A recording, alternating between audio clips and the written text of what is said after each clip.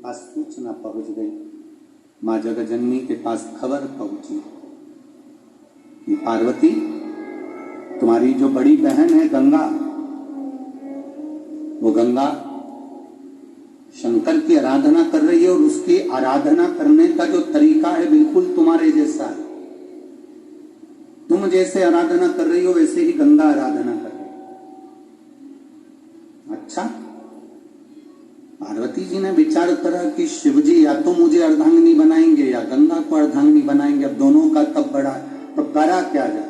तब पार्वती जी ने विचार करा भी एक काम करती हूं कि गंगा आराधना छोड़ दे, ऐसा कुछ करा जाए। आज पार्वती जी एक वृक्ष के नीचे खड़ी हैं और उन्होंने अपनी सहेली से कहा, सुनो सखी, मैंने संतों के मुंह से सुना है जब कोई संत निकल कर जाते हैं और उन संत पर अगर भरा हुआ पानी का लोटा डाल दिया जाए तो संत प्रसन्न हो जाते हैं। अब ये पार्वती जी ने जो शब्द कहा, गंगा जी को अंदाजा नहीं लगा कि पार्वती मेरी आराधना को तोड़ना चाहती है। गंगा जी ने कान लगाकर वो शब्द सुन लिया। शिव महापुराण की कथा कहती है, जब दो बहनें आपस में बात कर रही हो, पति पत्नी आपस में बात कर रहे हो, सास ससुर आपस में बात कर रहे हो, भाई भाई आपस में बात कर रहे हो, देवरानी जेठानी आपस में बात कर रही हो, या कोई आपस में चर्चा कर रहे हो, बात कर रहे हो, शिव पुराण की कथा कथी कभी अपने को कान लगाकर नहीं सुनी, कभी कान लगाकर नहीं सुनी। कभी कभी कान लगाकर सुना हुआ भी गड़बड़ हो जाता है। कक्षा 8वीं का पेपर था, बच्चे एक के पीछे बैठे थे, लिखने को आ गया कक्षा 8वीं के पेपर में, दिल्ली की सबसे बड़ी मीनार का नाम लिखो, पेपर में लिखने को आए। आगे वाले ने उस पेपर में लिख दिया दिल्ली में कुतुब मीनार है, पर पीछे जो बैठा था उसने आगे वाले का नकल करने के चक्कर में देखकर लिख दिया दिल्ली में कुतिया बीमार है। अब क्या याद उसको नहीं था?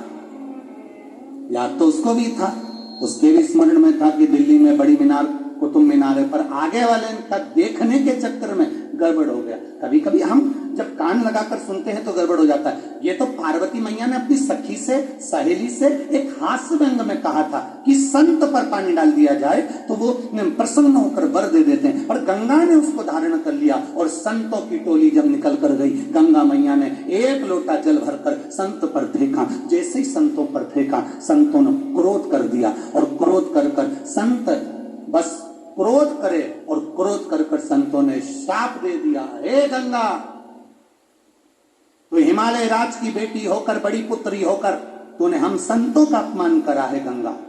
हम तुमको यहीं पर श्रापित करते हैं गंगा, हम तुम्हें वचन देते हैं गंगा कि तुम अब स्त्री का स्वरूप छोड़कर जल के स्वरूप में बहोगी। अब तुम स्त्री नहीं, जल के वेग में बहोगी। गंगा की आंख में से जल बहेगा। गंगा आंखों से आंसू बहा रही है। करंट आ रहा है इसमें माइक में। गंगा उसी समय पर गंगा की आंख में अश्रु आए, और गंगा की आंख में जब अश्रु आया, जब गंगा की आंखों में जब अश्रु आए, गंगा की आंख में जब अश्रु चला, तब क्रोध में आ गई गंगा, और गंगा क्रोध में आकर उसी समय पर पार्वती के पास पहुंची और पार्वती से जाकर कहा, पार्वती तूने मेरे साथ अच्छा नहीं कहा करा, पार्वती मैं तुझे श्राप देती हूं। गंगा जब पार्वती को श्राप देने लगी तो पार्वती मैया तो कुछ नहीं बोली, पर उसी समय पर भोलेनाथ प्रकट हो गए, मेरी शंकर प्रकट हो गए, मेरे शिव प्रकट हो गए। रुको गंगा, गंगा थोड़ा रुकिए। गंगा ने कहा, प्रभु मैंने आपकी आराधना करी, पार्वती ने आपकी आराधना करी, मैंने तप करा पार्वती ने तप करा, मैंने आपकी आराधना करी, पार्वती ने आपकी आराधना करी। प्रभु, इस पार्वती ने, मेरी छोटी बहन ने मेरे साथ छल करा, इसलिए मैं पार्वती को श्राप दूंगी। शंकर भगवान कहते हैं नहीं, इसको श्राप मत दो, क्योंकि ये मेरी अर्धांगिनी बनेगी। गंगा कहती हैं ये आपकी अर्धांगिनी बनेगी, तो मैंने भी तो तप करा भोले बाबा, और मेरे साथ छल करा पार्वती ने। शिव जी बोले पार्वती ने कोई छल नहीं करा। पार्वती ने तुमको बोला था क्या कि संत पर पानी डालना? पार्वती ने तुम्हें बोला कि संत पर पानी डालो? पार्वती ने तो केवल अपनी सहेली से व्यंग्यात्मक रूप से, एक हंसी के रूप में अपनी सहेली से कहा था, और तुमने कान लगाकर सुन लिया। दोष तुम्हारा है गंगा कि तुमने कान लगाया। गंगा, जब पति पत्नी बात करते हैं ना, तो घर में रहने वाले चाहे बुजुर्ग हो, बड़े हो, पति पत्नी की बात को कान लगाकर नहीं सुनना चाहिए। और जब घर के बड़े बात करते हैं, बुजुर्ग बात करते हैं, सास ससुर बात करते हैं, तो बहू और बेटे का फर्ज है कि वो कभी कान लगाकर ना सुने। ये दोनों स्मरणीय। आपने गलती करी है गंगा, गलती, प्रभु क्षमा करिए, पर मुझे श्राप लगा है, मैं पानी के रूप में रहूंगी। मैं भी तो आपको चाहती हूं, मैं भी तो आपसे स्नेह करती हूं, आप मुझे अर्धांगिनी नहीं बना सकते? शंकर भगवान ने कहा नहीं गंगा, मैं तुम्हें अर्धांगिनी नहीं बना सकता। प्रभु, जैसा पार्वती के साथ आपका साथ है, लोग गौरी शंकर कहेंगे, पार्वती शिव कहेंगे, शिव पार्वती कहेंगे, क्या बाबा ऐसा संबंध आपका और हमारा नहीं हो सकता? भगवान शंकर ने कहा गंगा तू चिंता मत कर,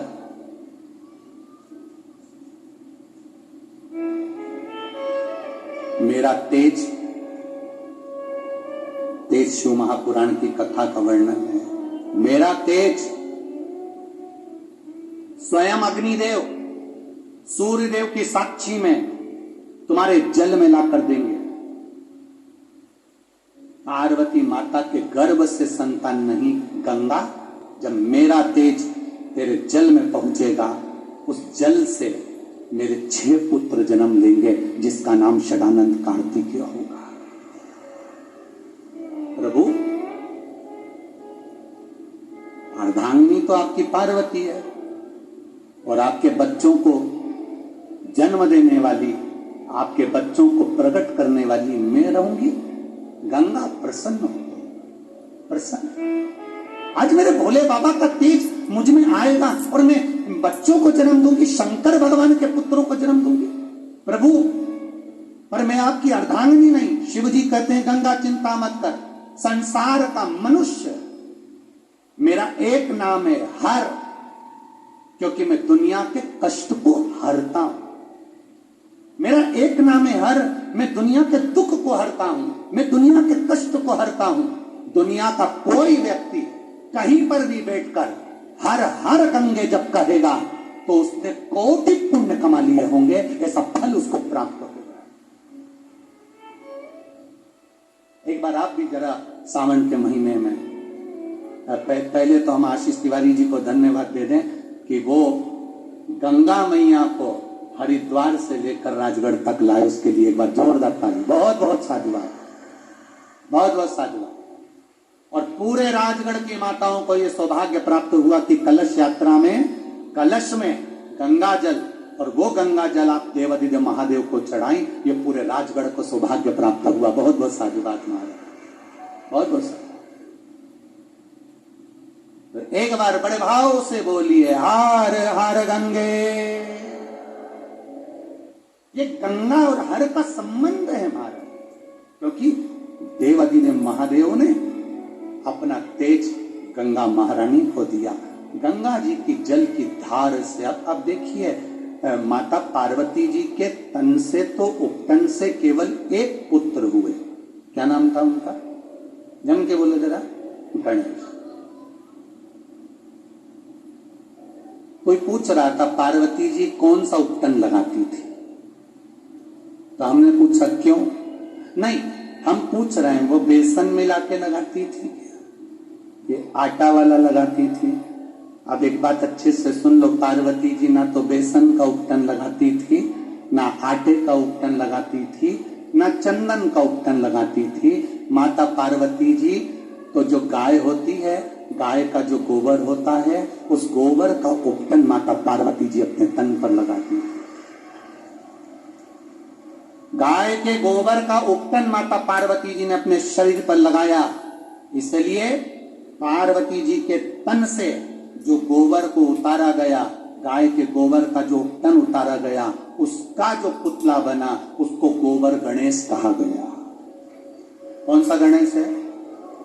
ये सबसे पहला गणेश है, गोबर गणेश। सबसे पहला पुतला बना था गणेश जी का, तो गाय के गोबर से बना था। इसलिए हमारे गांव की माताएं आज भी शादी ब्याहों में पीतल की मूर्ति मंडप में नहीं रखे, पूजन में नहीं रखे, वो दौड़ के जाए ने गाय का गोबर उठाई के ने उनकी सूंड मूंड बना के मटका पे ने तुरंत हंडे पे रख दे और कहते महाराज जी चालू करो सत्यनारायण की कथा। महाराज जी बोले गणेश जी रखा तो गोबर का,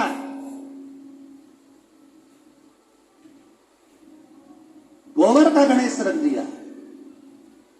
पार्वती जी ने जो उपटन, तो पार्वती जी के इस शरीर से तो केवल एक पुत्र हुए, पर गंगा जी के जल से 6 पुत्र। गंगा जी के जल से जब भगवान के तेज पुंज को ले जाकर गंगा जी के जल में दिया गया, गंगा जी की 6 धारों ने उस भगवान शंकर के तेज पुंज को 6 भाग में बांट दिया। 6 भाग में बांटा तो 6 पुत्र जन्म ले लिए। गंगा मैया 6 पुत्र को अपनी गोदी में लेती, कभी बालक इधर रोता, कभी उधर रोता। माँ गंगा परेशान हो गई। गंगा जी ने उसी समय पर ऋषियों को बुलाया, संतों ऋषियों आओ। 7 ऋषि आ गए, 7 ऋषि आए और ऋषियों ने आकर पूछा गंगा जी क्या बात है, बधाई आपको 6 पुत्र होने की।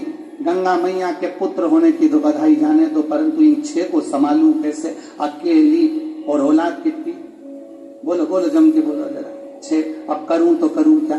तो गंगा जी ने कहा ऋषियों अपनी अपनी अर्धांगिनियों को भेजो। तब ऋषियों की पत्नी आ गई जिनका नाम था कृतिका।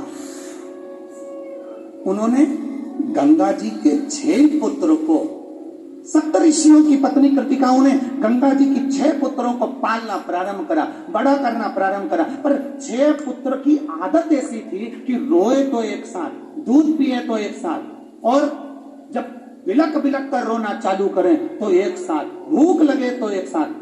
सारी कृतिकाएं, ऋषियों की पत्नी भी परेशान हो गई। तब आखिरी में गंगा जी ने विचार करा कुछ तो करना पड़ेगा। गंगा जी ने कहा कृतिकाओं इनको यहाँ घाट पर सुला दो, घाट पर सुलाओ। 6 को घाट पर सुलाया। गंगा जी ने अपने हाथ में जल लिया। अगर मैंने शिव की आराधना तप साधना से करी है, मैंने शंकर को विश्वास के साथ पूछा है, तो ये 6 एक हो जाए। जो गंगा जी ने पानी छोड़ा, कृतिकाओं ने देखते ही जल छुड़वाया, तो कृतिकाओं के सामने 6 पुत्र एक हो गए, पर उनके शीश 6 अलग अलग हो गए। तब भगवान भोलेनाथ देखकर प्रसन्न हुए। शंकर जी ने कहा सुनो गंगा, ये 6 एक हुए हैं और इनको कृतिकाओं ने पाला है, इसलिए इनका नाम कार्तिक होगा और ये जनमानस का कल्याण करेगा। कार्तिक नाम। अब देखो 6 पुत्र तो भगवान गंगा जी की गर्भ से तेज पुंज से हो गए। अब 6 पुत्र हुए। अब गंगा जी के उस जल से और संतान की उत्पत्ति देखी। अब भगवान भोलेनाथ पार्वती जी के साथ में चौसर खेलने बैठे। तेज, शिव का तेज। चौसर खेलने बैठे तो शंकर भगवान बोले पार्वती चलो आज चौसर खेलते हैं। पार्वती जी चौसर खेलने बैठी तो शंकर भगवान ने पार्वती जी से पूछा कि तू चौसर में लगाएगी क्या? पार्वती जी बोली मेरे पास तो मेरे पिताजी का दिया हुआ बहुत कुछ है। हिमालय राज ने जब विदा करा था तो मेरे पास तो बहुत है, पर ये बताओ कि तुम क्या लगाओगे? शंकर भगवान बोले मेरे पास डमरू है। पार्वती जी बोली किसी काम का नहीं। मेरे पास में बोल जम के बोलो जरा, सांप है। पार्वती जी बोली किस काम का? मेरे पास त्रिशूल है। पार्वती जी बोली ये सब तो हमारे काम का तो नहीं है प्रभु। कुछ अच्छा सामग्री लगाओ। पार्वती जी ने जब जैसे बोला तो शंकर भगवान बोले मेरे पास केवल एक मृगछाला है जिसको मैं लपेटता हूँ, ये लगा देता हूँ। पार्वती जी ने कहा फिर समझ लो अच्छे से, अगर हार गए तो दूंगी नहीं लपेटने, पहले तुम विचार करो। फिर मत कहना हमसे कि हम कर्पूर गौरम कर्णावतारम हो गए। भगवान शंकर बोले पहले तो मैं हारने वाला नहीं हूं, ये पक्का है। चलो खेलो चौसर। जो माँ पार्वती ने चौसर खेलना प्रारंभ करा और जो माँ पार्वती चौसर खेली, खेलते खेलते खेलते खेलते शंकर भगवान का डमरू, त्रिशूल और सांप सब ले लिया। अब बचा था मृगछाला। जो माँ ने चौसर खेली तो तन की मृगछाला भी चली गई। अब पार्वती जी बोली प्रभु सीताराम। शिव जी बोले क्या कहना है तेरा, मतलब क्या, उतारो उतारो। शिव जी बोले पार्वती हम नग्न हो जाएंगे। शंकर भगवान से पार्वती जी बोली प्रभु चौसर में आ रहे हो, देना तो पड़ेगा, लाओ दो। अब भगवान पार्वती जी को वस्त्र देकर कहा जाए तो मेरे भोलेनाथ नीलकंठ पर जाकर बैठ गए। जो शिव जी नीलकंठ पर जाकर बैठे और नग्न वेशधारी, नग्न वेश, शिव जी का एक रूप हो गया जिसका नाम था अवधूतेश्वर। कौन सा? अवधूतेश्वर। बोला अवधूतेश्वर भगवान की, नग्न वेशधारी। अब भगवान मन में सोचे कि नग्न वेशता आ गई। थोड़ी देर बाद सदानंद कार्तिक आए। माता से पूछा माँ पिताजी कहाँ हैं? माता ने कहा बेटा तेरे पिताजी चौसर खेले थे और वो सब हार गए, तो पता नहीं बहुत दिन हो गए गए हुए, दिख नहीं रहे। कार्तिकेय कहते हैं मैं पता कर सदानंद कार्तिकेय गए नीलकंठ पर। जो नीलकंठ पर पहुंचे तो देवादिदेव महादेव नग्न वेश में बैठे थे। सदानंद कार्तिकेय ने पुत्र ने पिता से पूछ लिया पिताजी। पिताजी बोले हाँ बेटा ये कैसे हो गया? पिताजी बोले ये सब तेरी माता की करामात है। चौसर में मैं हार गया, उसने मेरा वस्त्र रख लिया, दिया नहीं। पिताजी ये हालत, आप चिंता मत करो पिताजी, मैं आपके लिए वस्त्र लेकर आता हूं। शंकर भगवान का वस्त्र लेने के लिए सदानंद कार्तिक अपनी माता के पास चले गए। माँ माँ माँ कती बोल बेटा, माँ मुझे आपके साथ चौसर खेलना। पार्वती जी बोली बेटा तुम छोटे हो, बच्चों के साथ चौसर खेलो। ना ना माँ मेरे को आपके साथ चौसर खेलो। ठीक है खेलो चौसर। माँ आप चौसर में क्या लगाओगी?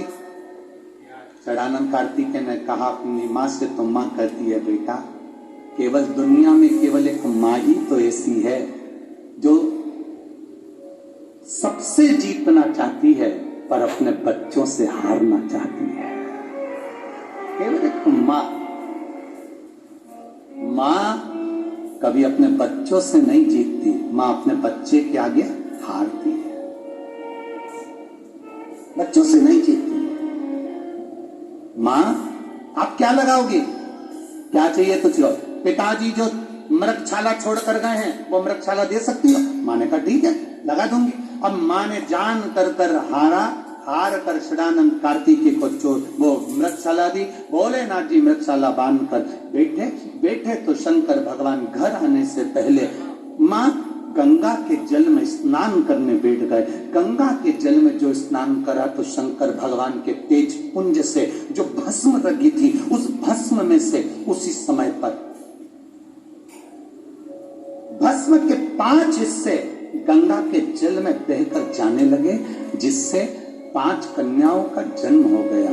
जया, विषहरा, श्यामली बारी, दौतली और देव, ये 5 कन्याओं का जन्म हो गया। भोलेनाथ जी आ गए पर शिव जी का मन नहीं माना। शंकर भगवान के तेज पुंज से सदानंद कार्तिकेय हुए। शंकर भगवान के तेज पुंज से भगवान शंकर की 5 बेटियों ने जन्म ले लिया। जब ये 5 बेटियां जन्म ले ली, शंकर भगवान का मन नहीं माना, क्योंकि बेटा मां को प्रिय होता है और बेटी बोलो जम के बोलो जरा, बाप को प्रिय होती है। सबसे ज्यादा प्रीता बेटी की पिता से होती है और पिता की बेटी से होती है। वो स्नेह करता है बाप अपनी बेटी से और बेटी अपने बाप से स्नेह करती है। ये प्रियता है।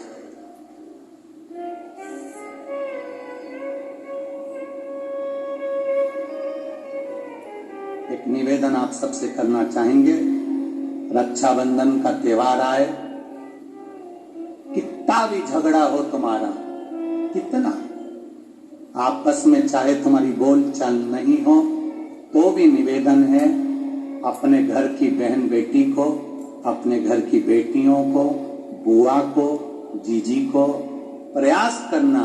जितनी माताएं बैठी है आपसे निवेदन करेंगे, भाई भले फोन ना लगाए, भाई भले लेने ना जाए, पर एक फोन तुम्हारी तरफ से अपनी अपनी ननद के पास जाना चाहिए। बुलाओ उसको, एक फोन रक्षाबंधन के पहले अपनी अपनी ननद के पास जरूर लगा और फोन लगाकर बोलो, जीजी कब आएगी तू? सुन, साड़ी माड़ी लेकर मत आना, या अलमारी भरी पड़ी है, मेरी साड़ियां पहन लेना। क्यों? किस लिए? कारण क्या है? क्यों? माता लक्ष्मी जी ने जाकर राजा बलि की धर्म पत्नी के वस्त्र को क्यों लिया था? लक्ष्मी जी के भाई हैं राजा बलि, क्यों लिया? ऐसा वस्त्र में क्या था? क्यों कहा जाता है जीजी मेरी साड़ी पहन लो? क्यों भाभी कहती है ननद से, लो मेरी साड़ी पहन लो, लो मेरी साड़ी पहन लो? क्यों कहती है? 3 काल को हरने वाले होते हैं। पहले नंबर पर संत, ब्राह्मण, साधुजन, गुरुजन जब तुम्हारे दरवाजे पर आते हैं तुम्हारा काल हर लेते हैं। दूसरे नंबर पर है गौ माता, गाय को जब हम रोटी देते हैं गौ माता हमारे काल को हर लेती है। तीसरे नंबर पर है बहन बेटी, जब हमारे यहाँ आती है और हम कह देते हैं जीजी ये मेरी साड़ी है पहन लो, घर से साड़ी लेकर मत आना, जब हम उसको साड़ी पहनने को दे देते हैं तो एक ननन बहन बेटी ऐसी होती है जो अपने भाई के घर के काल को भी हर लेती है, वो बहन बेटी होती है। पर आप में से कई माता ऐसी भी बैठी है जो अपनी एक साड़ी नहीं दे, और अगर ननन पहन लेना तो 25 बार के बता दे जी जी मेरी है, जी जी अच्छे से बैठो साड़ी फट जाएगी मेरी है। वो करे सुबह का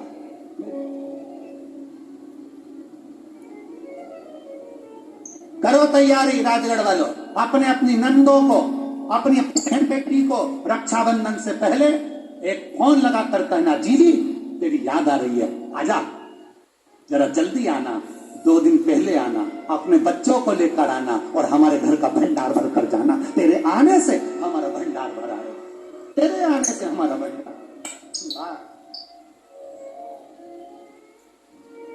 कितना भी झगड़ा हो, भले बोलचाल नहीं हो, हो गई हो, झगड़ा हो रहा हो, तो भी मेरा निवेदन है एक बार अपनी नंदों को फोन जरूर लगाना, एक बार जरूर करना। राजगढ़ वालों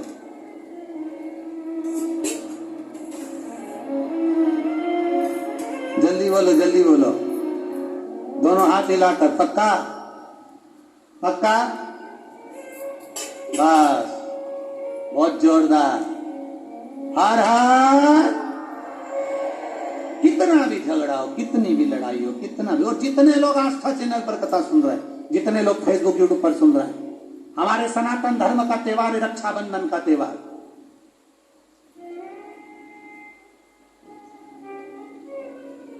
खुश होकर मनाइए।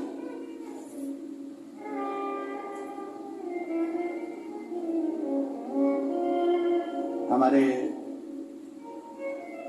ब्रह्म कुमारी आश्रम की बहनें भी रक्षाबंधन का त्योहार बड़े आनंद से मनाती हैं। ब्रह्म कुमारी आश्रम की बहनें, ये ब्रह्म कुमारी आश्रम की जो बहनें होती है ना, ये रक्षाबंधन का त्योहार बड़े बड़े आनंद से मनाती है, और कम से कम 1 महीने तक मनाती है रक्षाबंधन का त्योहार। क्यों? क्योंकि ब्रह्म कुमारी आश्रम की बहनें जानती हैं कि सनातन धर्म धीरे धीरे कटता जा रहा है। रक्षाबंधन के माध्यम से एक दूसरे को जोड़कर ये भगवान शिव की भक्ति में रमाया जाए। बोल बम का नारा है, कल्याण तुम्हारा है। आवाज नहीं आई है, जरा दम से बोलो, बोल बम का नारा है, सारी समस्या का हल।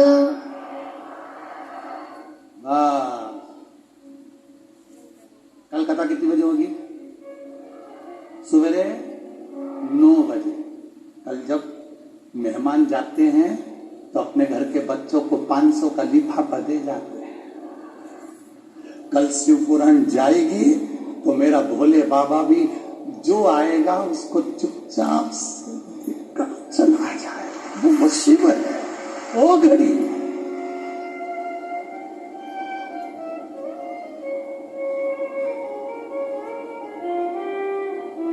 वो शंकर है मेरा, वो घर।